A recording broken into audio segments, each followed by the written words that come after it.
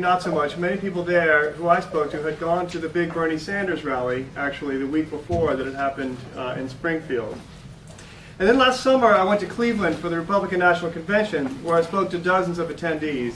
And there was a clear gulf there between regular, longtime Republican members who would have been pleased with any of the establishment conservatives on offer that season, but looked like they had just guzzled sour milk when I asked pointed questions about the presumptive nominee that they were attending to that week.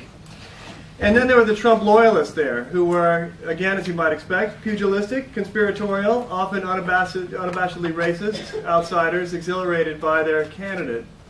And it's a common refrain to say that Trump drew on many alienated white voters, many of them from outside the GOP. And it is, of course, true that Trump's margin of victory in the Electoral College came from those states along the lower rim of the Great Lakes, where globalization has hammered industrial jobs the worst. The conditions wrought by 40 years of neoliberalism are central to the story, which have caused extraordinary economic and social dislocation and abandonment across U.S. society in what many scholars have referred to as the Second Gilded Age. But politics don't emerge directly from conditions. How people understand their interests is a product of politics, not the other way around. So that brings us back to the question of where Trumpism came from. One clear story here is the legacy of white racial populism. We can trace this lineage from George Wallace's campaigns in 1964 and 1968, which is absorbed into Nixon's silent majority, and then emerged again in the figure of the Reagan Democrat in 1980 and 1984. But as the Republican Party became more identified with the establishment, with financialization, corporate rule, and American imperial hegemony, the old white populist insurrection reunited. The central figure here is Pat Buchanan, who ran in the GOP primaries in 1992 and 1996 on a self-consciously populist, anti-free trade, anti-Wall Street, anti-immigrant, anti-affirmative action, and anti-abortion platform.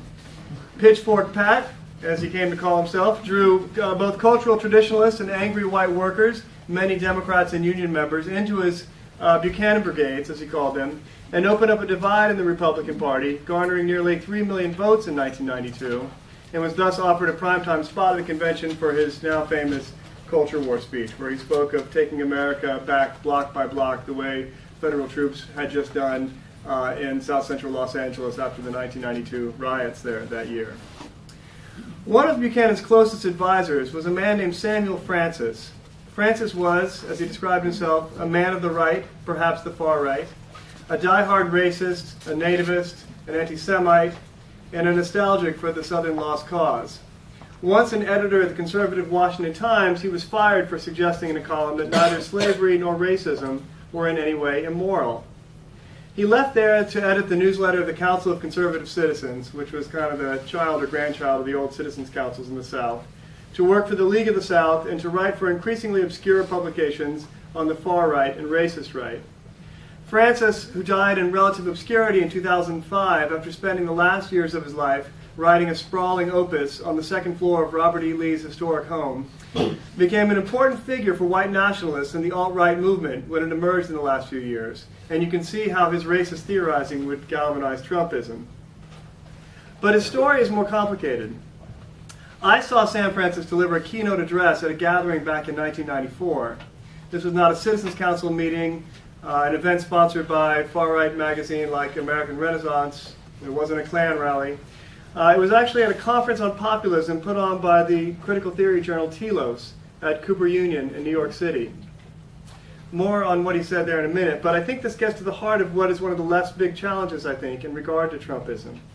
Francis, you see, was not simply a racist crackpot. He was a complex thinker who was able to put his finger on something about neoliberalism and its ravages. He was a mentee of James Burnham, the former Marxist radical and Trotsky confidant who went on to become a leading figure in the American conservative movement in the 1950s and 60s, working very closely with William F. Buckley at the National Review, after writing a book called The Managerial Revolution. Francis, like Burnham, saw a managerial new class as having become the dominant class in the 20th century, the central functionaries of both modern capitalism and the bureaucratic state, oppressing a broad working class in the United States.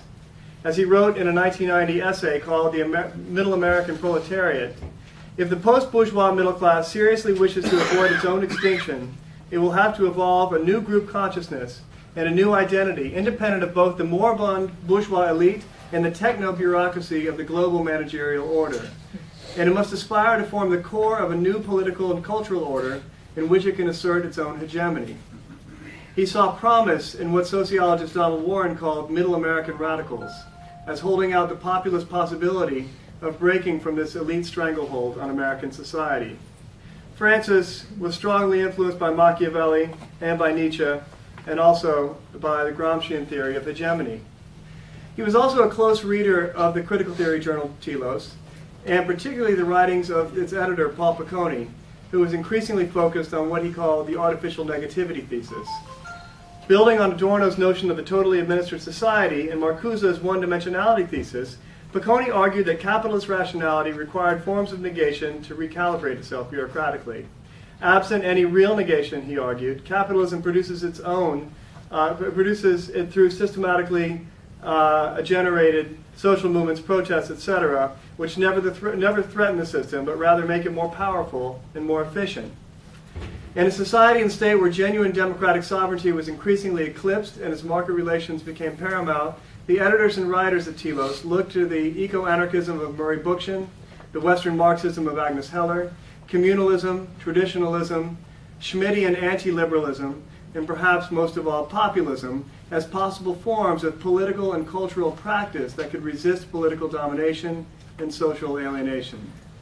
Distinctions of left and right fell away in the quest to find genuine organic forms of practice and expression outside of capitalism and state rule. I think there's many serious problems with the notion of artificial negativity, but it reflected a moment of the emergence of George H.W. Bush's New World Order, and followed by that the free trade promoting, Wall Street embracing Clinton regime. Where and how to even think about enacting political freedom was not at all clear for these veterans of the new left's promise of participatory democracy. As it drifted towards notions of organicity, Telos also became a major translator for English-speaking audiences of the European New Right, particularly the white French-Algerian thinker Alain de Benoist. The ideas of the European New Right, regionalism, anti-immigration, and most of all ethno-nationalism, either cultural or biological, have been profoundly influential on the contemporary alt-right. You see it pop up all over 4chan and Reddit, strangely enough. Indeed, another strand of connection runs from regular Telos contributor and one-time Marcuse student Paul Gottfried to Richard Spencer, who you all will know as America's most punchable Nazi, who claimed him as a mentor. Telos founded in great part because while they were able to generate powerful analyses of capitalism and state formation, they did not theorize it in relationship to either slavery or colonialism or heteropatriarchy. These could not be made legible as forms of resistance to systemic domination and hierarchy because they were not fundamental to an analysis of state and capital formation in the first place for these critical theorists. It was as if, in the absence of these terms, opposition to neoliberalism would almost inevitably look toward some imagined forms of particularity. In a modern world that is founded not just on capitalism and the state, but white supremacy and the bourgeois family as its supports, this almost inevitably meant a drift towards ethno-nationalism and traditionalism. Thus, Picconi's romance of the Northern Italian Lombard League, for example. Back to Francis.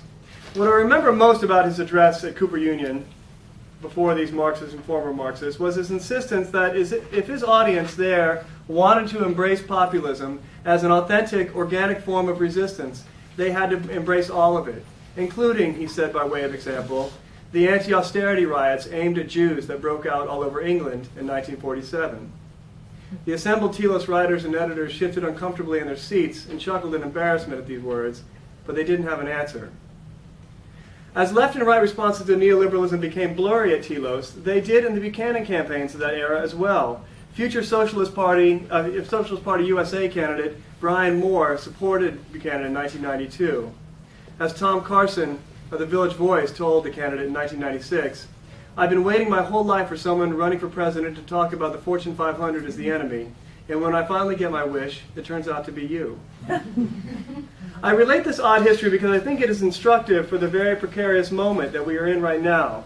Globally, there are two major responses to this era of vast inequality, or, to put it another way, two off-ramps from neoliberalism.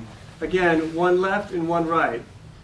Globally, on the left, there has been Die Linke in Germany, Syriza in Greece, Podemos in Spain, and various populisms in Bolivia, Ecuador, and other parts of Latin America, and Sandersism in the US. Most of these express some vision of social democracy, oppose trade agreements, and financialized economies. On the right, there is Alternative for Deutschland in Germany, Austria's Freedom Party, the Jobbik Party in Hungary, Golden Dawn in Greece, Brexit in the UK, and Trumpism here. These all also oppose free trade, financialization, in theory anyway, and bureaucrats making decisions about their lives in distant centers of power. But in doing so, they also express some vision of racism, nativism, anti-Semitism, traditionalism, and authoritarianism and patriarchy in some combination. The current dominant right responses to the neoliberal order are unquestionably on the rise and are developing in complex symbiosis with forms of accelerationist and extractivist capitalism that eschews the neoliberal international order and embraces instead a kind of Schmittian nationalism. Think of Bannon yesterday at CPAC talking about deconstructing the administrative state, the globalist media as enemies, and who must be fought. Or the paleo-conservative Michael Anton, now on Trump's NSC, who talks about dismantling the liberal international order, or, of course, of Putinism. In this context, the current dominant responses of the left risk being entirely swamped, or short of that, of absorbing a kind of politics that consciously resists what some on the left call identitarianism. This is the tentative direction taken by, for instance, the Social Democratic Jacobin magazine in the US, or Sarah Wagenknecht's campaign in Germany's Die Linke party to move it toward a more anti-refugee position to draw in more people from the right to a left party. The gamble here is that if parties and movements avoid issues that divide the working class, or worse, appeal to people on the basis of racial or national identity by opposing issues distinct to people of color, or by calling for immigration limits, they have a fighting chance of building a left. But this path, I think, leads not toward socialism, or even a more tentative defeat of Trumpism, but toward a politics that will be played out entirely on the landscape that the fascists are trying to create. Buchanan was recently asked why Trump had fared so much better than he had in the 1990s. Buchanan replied, "What's different today is that the returns are in, the results are known. Everyone sees clearly now the deindustrialization of America, the cost in blood and treasure from decades-long wars in Afghanistan and Iraq, and the pervasive presence of illegal immigrants. What I saw in San Diego, on the San Diego border 25 years ago, everyone now sees on cable TV. And not just a few communities, but almost every community is experiencing the social impact." So this chain of equivalence, as Ernesto Laclau might have called it, that Buchanan strove to forge a quarter century ago from the margins of the GOP is now the common sense logic of the movement that occupies the White House. And from this, I think, it leads to the question of how we would create a counter-hegemonic populist struggle that can de-link those elements. We won't defeat Trumpism unless we can connect war abroad to the ongoing, increasingly militarized war on people of color here. We must connect financialization to its cost not just on a failing middle America, but on the way all communities have been failed, particularly the most vulnerable. The struggle against Trumpism, I think, must simultaneously take on the neoliberal order that gave impetus for the Trumpian revolt to begin with, but also finally, the left must put the fight against masculinized white supremacy at the center of our own work. So I'll leave it there. Thank you.